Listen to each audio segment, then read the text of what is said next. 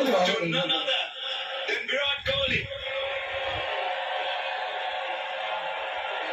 What does this mean to you?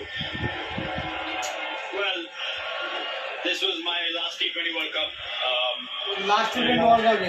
This is exactly what we wanted to achieve.